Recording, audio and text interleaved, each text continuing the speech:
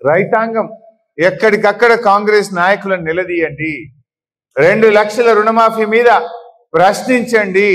ఎందుకంటే రుణమాఫీ అయిపోయింది అంటున్నారు.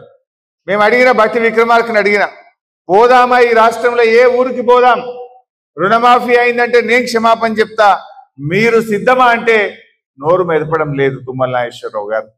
అంటే ఇలా వ్యవసాయ మంత్రి, ముఖ్యమంత్రి, ఉప ముఖ్యమంత్రి ఈ రాష్ట్రంలో రైతులు దగా చేసిండ్రు. అదేవిధంగా రైతు బంధు, వానకాలం రైతు బంధు ఎగ్గొట్టిండ్రు. మొన్న ఎందుకు వానకాలం రైతు భరోసా ఇవ్వలేదు? పేరు మార్చిండ్రు తప్ప రైతులకైతే భరోసా లేదు. వానకాలం రైతు బంధు ఎగ్గొట్టిండ్రు. ఈ యాసంగి రైతు బంధు కూడా ఊరిచ్చి వేస్తున్నారు. కరోనా కష్టకాలంలో కూడా కేసీఆర్ రైతు బంధు వేసిండు. కానీ మీరు ఇప్పుడు ఏం కరోనా లేదు, ఏమీ లేదు. ఇలా కాంట్రాక్టర్లకు బడా కాంట్రాక్టర్లకు బిల్లులు ఇస్తున్నారు. ఈ రాష్ట్రంలో 14,000 కోట్ల రూపాయలు కాంట్రాక్టర్లకు, బడా కాంట్రాక్టర్లకు బిల్లులు ఇచ్చారు. బడా కాంట్రాక్టర్లకు 14,000 కోట్లు బడా కాంట్రాక్టర్లకు ఇవ్వడానికి బిల్లులు వస్తాయి.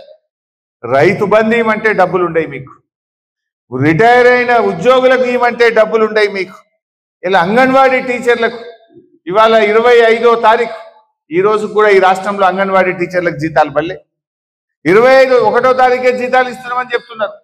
చిరు ఉద్యోగులు అంగన్వాడీ టీచర్లకు ఇవ్వాలని కూడా ఈ రాష్ట్రంలో జీతాలు పడని పరిస్థితి ఉన్నది.